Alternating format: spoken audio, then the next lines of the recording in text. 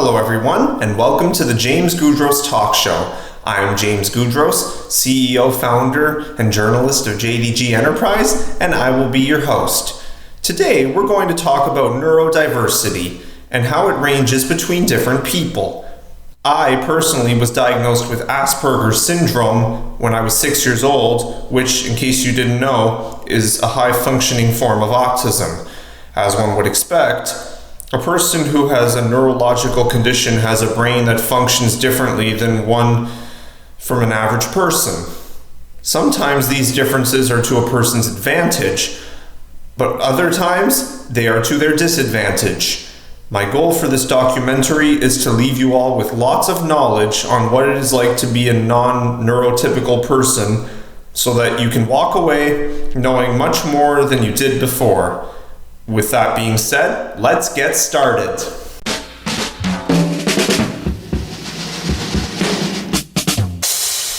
Alright, so over the course of this video, I plan to engage with you in ways that are both fictional and non-fictional. This way, I will ensure that you will be informed while being entertained at the same time. To start off, I would like to share with you all a clip from a stop-motion animation short film I made last year titled Autism and Acceptance. Enjoy! Peter should be here any minute now. It'll be great to see him after so long. Ah, here he is now. It's open. Good to see you, cuz. Peter, my man, it's been too long. I know, right? How you been, dude? Oh, I've been doing pretty well. What about you, bro? Well, I've definitely been better. Oh no, what's going on, Pete? Well, Mike, you know how I'm an Aspergian and it makes me different than most people? Oh yeah, that must be tough, my man. It sure is, cuz. On top of that, to make matters worse, I had yet another encounter with Samuel today. Is he that jerky golden statue guy? That's him, alright. Man, I wonder why that guy is always picking on people who are a little different. I wonder that too, bro. And he also keeps picking on my best friend, David. He's the upright Komodo dragon with the different colors, right? That's the one. I have no idea why he can only see our flaws and not our strengths. Well, cuz, unfortunately, most of the jocks in this world are exactly like that. I used to be picked on all the time for having a head that stays sideways up until people finally saw my value. What did you do that made people change their opinion of you, Mike? Well, Pete, I'm not sure if you've ever thought of this, but having a head that always faces sideways has made it essential for me to learn how to walk very well sideways and have excellent peripheral vision. Wow, you're right, cuz. That's definitely a gift that not many people pertain, and it makes you a very talented individual for sure. It sure does, bro.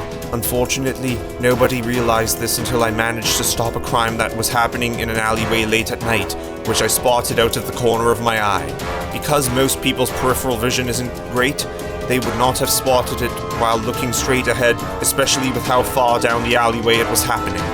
Whoa, man, that's incredible! It sure was, dude.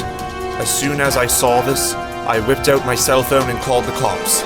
They told me that the man I caught was a top 10 FBI most wanted criminal, and the reward for catching him was a grant of $5,000.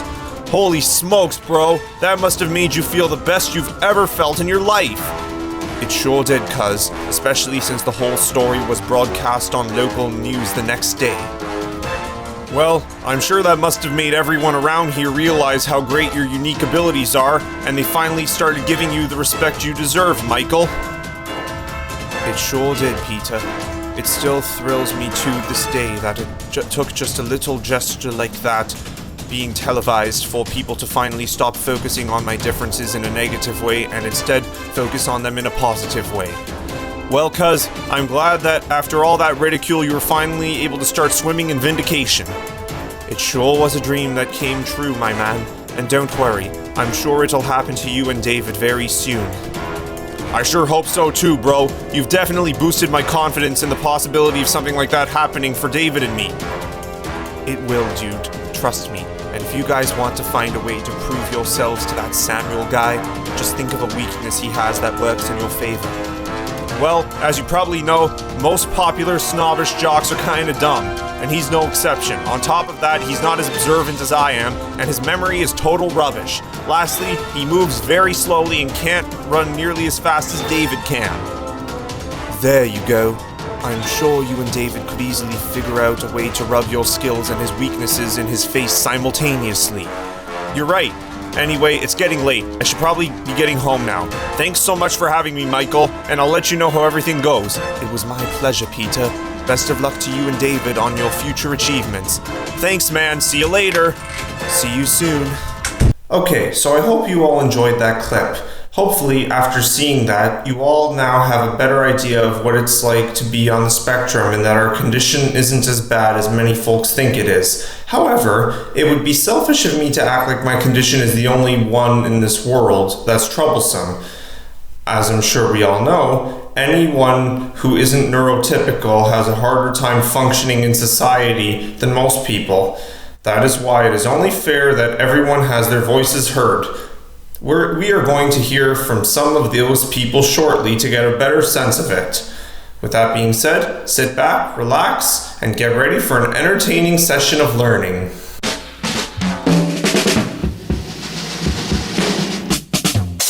Hello everyone, welcome back. I'm here with my first guest, Rachel McCormick. Thank you for being here. Thank you very much for inviting me, James. My pleasure. So, you previously mentioned that you were born with ADHD. Yes.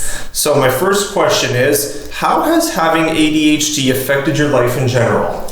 In general, overall, I think it's impacted my school life, the way I learn, obviously.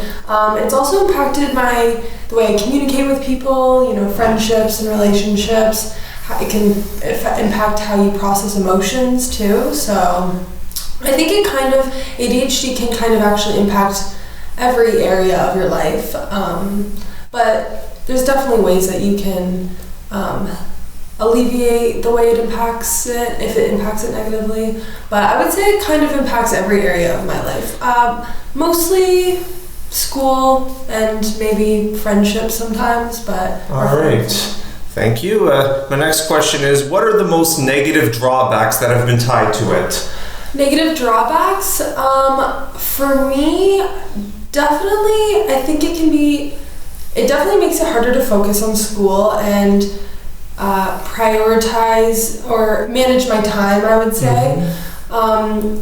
Especially when you want to do the schoolwork or you want to go out with your friends, you have plans, but you can't get up to do it. There's you don't have you have the motivation, but for some reason you have the inability to actually start, which can be very difficult and frustrating because you do want to start and it might seem like you're just being lazy or you don't want to do it, but really it's just kind of about how your brain is processing things, I guess, processing information, or how stimulated you are. It's just I guess your brain functions kind of differently, so I don't know, I'm rambling now, very ADHD of me. No worries. Well, that's good to know. Third question, are there any advantages to having it that other people don't always see? I definitely think that there can be advantages to having ADHD. I think that it allows you to look at the world in a different perspective, and because you process information a bit differently than others, I think people with ADHD can often be very creative and think outside the box a lot, and they have a different way of communicating that can bring a new perspective to situations or projects or so stuff like that. Also, the problem with ADHD is irregulated focus, right? Mm-hmm. So although sometimes it's hard to focus, there's also on the flip side, there's hyper-focusing on things that you're really interested in. So when you do hyper-focus on a task, it can help you get it done pretty quickly, or you can really get enthralled in it. But there can be downsides to that too, just because you need to stop for breaks every once in a while. But I definitely think there's people say that it's a superpower, and I agree sometimes. I think that it definitely, I I'm glad I have ADHD, and I think it makes me who I am. So I wouldn't trade it. I wouldn't say I would never necessarily want to get rid of it, but yeah. Okay. So my fourth question is, what are the main techniques you have needed to use to be able to flourish in the world like most other people? Techniques? There's a lot of coping strategies I think I've developed over the years because of my ADHD. Just like little, at work when I have to do a monotonous task that's very boring, I've noticed I would turn it into games in my head. I used to be a cashier at a grocery store, and I did not enjoy that. And I would get in trouble a lot for not smiling because it was hard to hide my boredom on my face. But you try to kind of just make up little games or things in your head to stay stimulated and keep yourself focused on your task.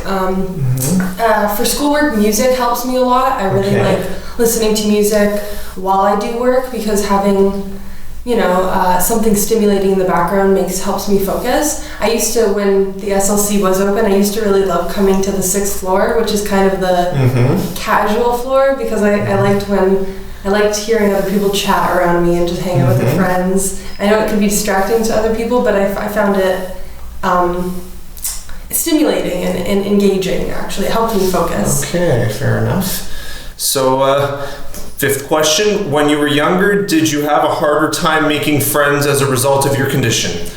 I definitely think I had a harder time making friends. I think I was a little strange to the other kids sometimes. I was just very weird. I liked to make up stories and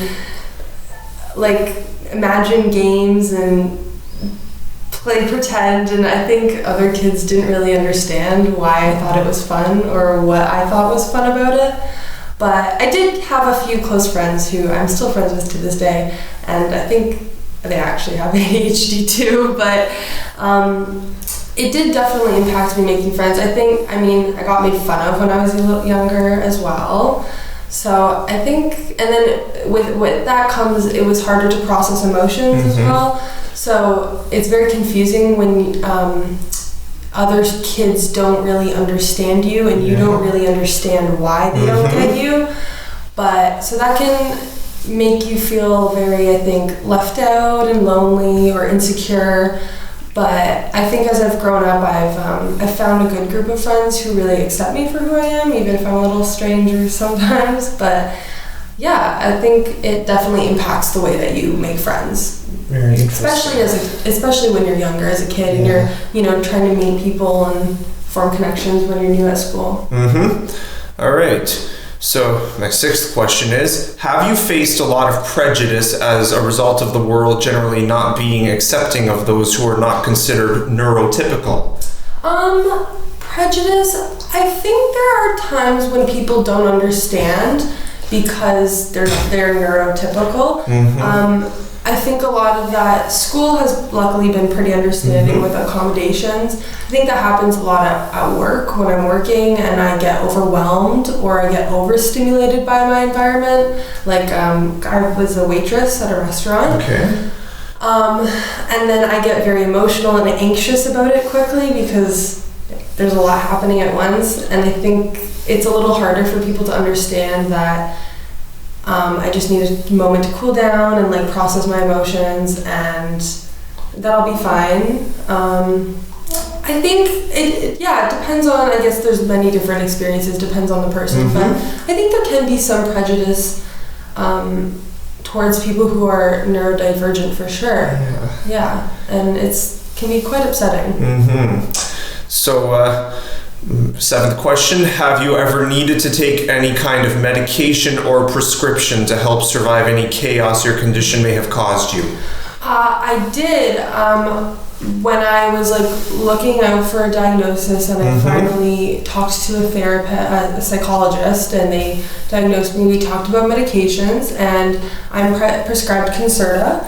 So I take either 12 or 24 milligrams, I take just one pill now. My doctor said I can kind of go up depending on what I need to take, but I am prescribed medication. I think it can be very helpful on days when I really need to focus, But I also like to make sure I'm not like overusing the medication, and like on the weekends I try to not take the medication because I have a break from school, and I think it's important to have a balance. Right.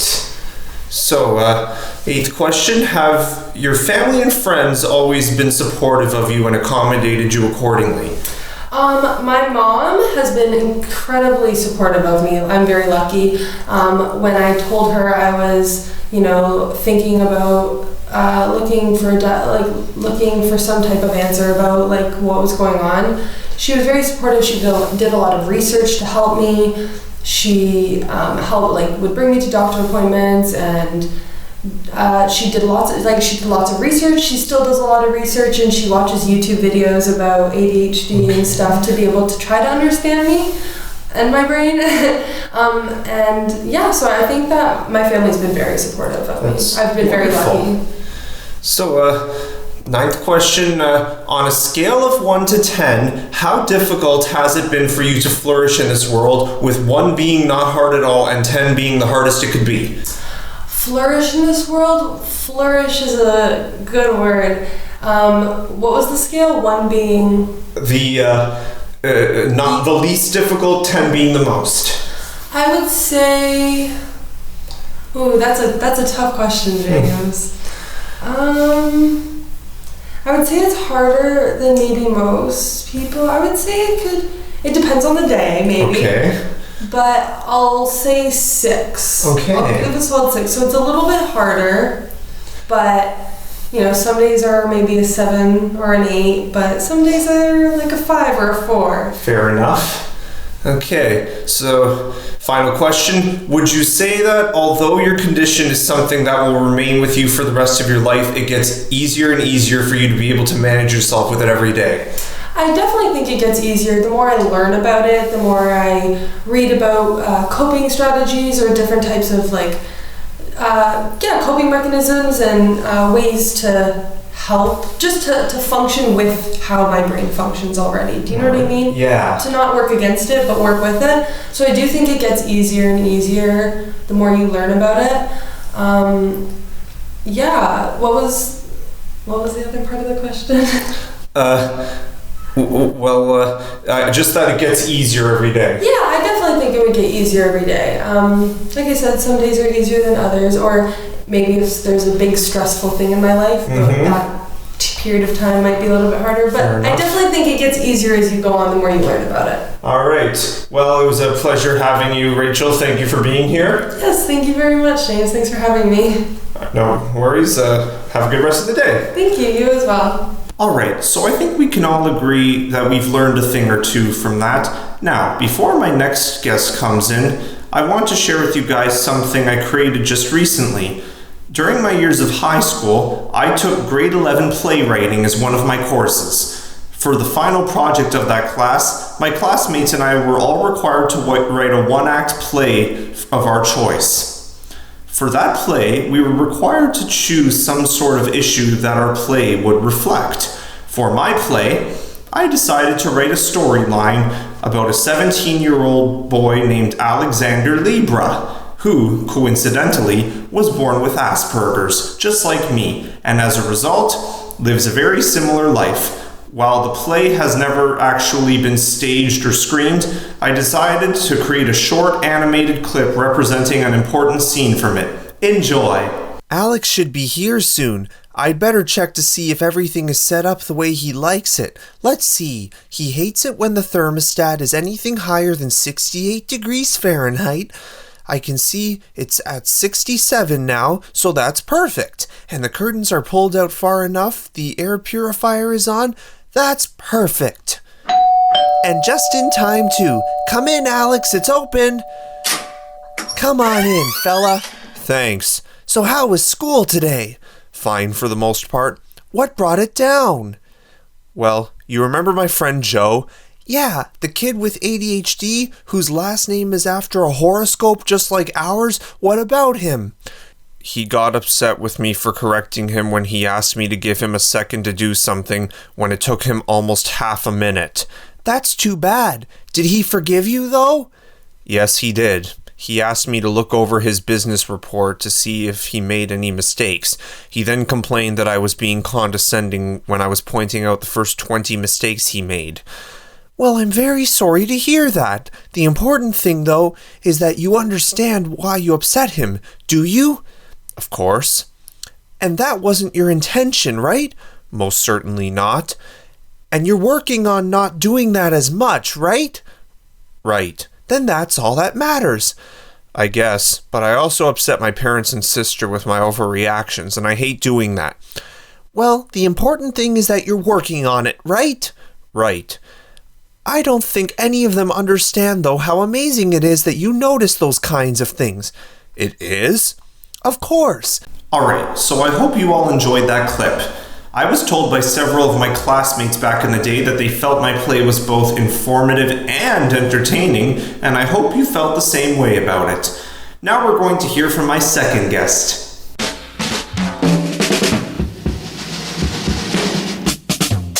Hello everyone, welcome back. I'm here with my second guest, Megan Pirati. Thank you for being here. Thank you for having me. So Megan, you told me you have GAD. Yes, I do, and I've had it for the majority of my life. So my first question is, how has having GAD affected your life in general? I think it's definitely made things more challenging for me than someone who doesn't deal with it, and I find I get really overwhelmed. And I think that also I miss out on some opportunities because I end up being so anxious. Oh, I see. So my second question is, what are the most negative drawbacks that have been tied to it? I think with other people, I think people get annoyed with me easier because like I get so anxious and I'm so nervous that I tell people, I'm like, oh my god, I'm really, really nervous. And I find sometimes people who don't see the world the same way as me, they think like, oh, that's stupid, or like just why are you being nervous? Like there's nothing to worry about, but I can't help but feel that way. And so because they don't see the world the same way as me, I think sometimes there's like a disconnect, and you know, they can be a little bit harder for them to kind of understand where I'm coming from. Fair enough. So my third question is, are there any advantages to having it that other people don't always see? That's a good question. I think in a way there is. I think normally because it's such a big part of my life, and I always see it as the negative of it, but I think because I'm so anxious, I've become very like hyper aware, and I find that I can like, if someone's having a hard time, I'm like more observant, and I can pick up on how people are feeling. So sometimes I feel like my anxiety has made me more caring and observant of other people. And so I definitely think that's like a positive that's come out of it. That's very interesting. So my fourth question is, what are the main techniques you have needed to use to be able to flourish in the world like most people? I definitely need to learn to take a step back and breathe. I tend to get so overwhelmed so quickly, and I tend to shut down, and so kind of learning to breathe and take care of myself and talk to myself differently, because I find I can get really negative and disappointed in myself, and just kind of realizing that I function a little bit differently, so I need to treat myself a little differently. Okay, so my fifth question is, when you were younger, did you have a harder time making friends as a result of your condition? I do think that I did, because I was so worried about what people thought of me, and I still struggle with that. I've become so like paranoid that like every little thing I do is like, oh, did I hurt them? Did I do? And it kind of like takes over everything. And so I can really overthink friendships, and I think that's caused me to kind of have some difficulties making some friends growing up and maintaining friendships. Okay. So my sixth question is, have you faced a lot of prejudice as a result of the world generally not being accepting of those who are not considered neurotypical?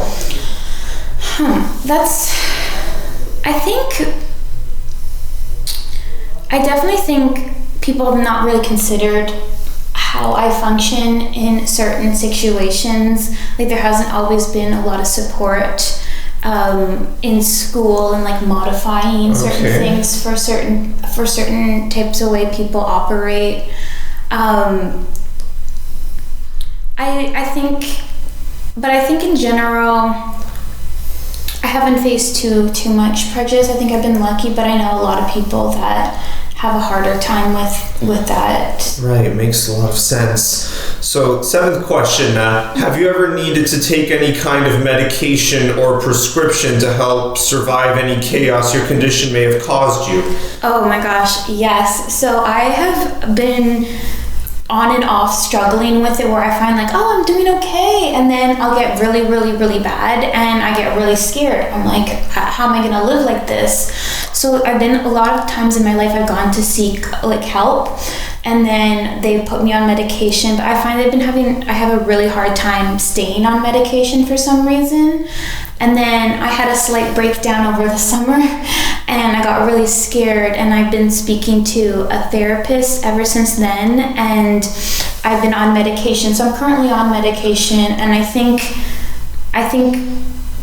and it's the longest I've been on medication, and I think it is kind of helping me, but like I definitely need it. Like I even with it, I don't think I still struggle so much. So to take it off of it, I think it would be even harder for me. Fair enough. So, my 8th question is, have your family and friends always been supportive of you and accommodated you accordingly?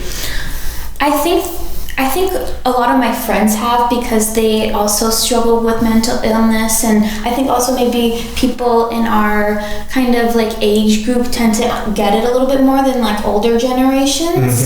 So I definitely find like people understand more where I'm coming from, even if they don't deal with it, because they know a lot of people that deal with it. But my parents, I find maybe it's a generational thing, but like they don't quite understand it. Obviously they know there's something wrong, like that I function differently, because like I'll be throwing up when I'm so anxious, or I'll be like shaking so much, and I'll be crying, and I'll feel like I'm paralyzed, and so I'm like, that's not a normal reaction to being stressed, is literally, throwing up and like shaking and everything like that. But my parents seem to still think that like, oh, it's okay, don't be nervous, like life's too short to be nervous, or like they only want the best for me. But sometimes I just think because they don't deal with it, and because they're from a mindset that's quite different, like from an older generation, it's harder for them to understand. Because of that, I think I probably had to struggle more than I would have liked to, because they just don't quite understand it. So they expect me to be able to do things that like I have a harder time doing. Okay. Now, 9th question, on a scale of 1 to 10, how difficult has it been for you to flourish in this world, with 1 being not hard at all and 10 being the hardest it could be? Well, I spoke to my therapist, and I asked her, I'm like, because I was like, just out of curiosity, how bad is it? Like, because I find sometimes I'm like, maybe what I'm going through is not as that difficult. Maybe it's just, and I don't understand it. And she says, you go through a lot of pain, and it's really hard for you. And I think having that reassurance kind of reminded me that like, I do have a hard time, because I think like sometimes I want to be normal so much that like I tend to diminish how I feel, and know that like, oh well, other people must have it like worse, and so like I don't really validate how hard things are for me. But if I had to put it on a scale, I think it varies depending all the time. Sometimes I feel less anxious if I feel more comfortable with people, or like depending on how I am in life. But I'd probably say like a 6 or a 7, maybe even higher depending on the time. It's hard to put a number on it, but I think it's definitely been a lot harder. Fair enough. So my 10th question is, would you say that although your condition is something that will remain with you for the rest of your life, it gets easier and easier for you to be able to manage yourself with it every day? I think like it is hard accepting that like it is probably just a part of who I am. I think when I was younger, I was just thinking, oh, I'll just fix myself. And I won't have this anymore. But I think realizing it, I'm probably going to be something I'm going to deal with like the rest of my life. But I think with time, you learn that things aren't as bad as they seem. You learn that, to take a deep breath, to remove yourself from situations. So by learning new tools and like taking the time to focus and figure out, well, how do I need to operate to be able to function in this environment, or what do I need to do that's going to work for me? And I think over time that becomes easier. And so but like life is always going to be challenging, and as you get older, there's more stuff that are challenges with school and everything. But definitely with time, I think things do get a little bit easier, but it's always going to be hard. Fair enough. Well, it was a pleasure to have you on. Thank you very much for doing this. Of course. All right. Thank you, everyone, and have a good day. All right. So I hope we can say we all learned a lot from our guests here today. It was a pleasure walking through this journey with you, and I hope to see you all next time for another episode of the James Goudros Talk Show. Bye for now.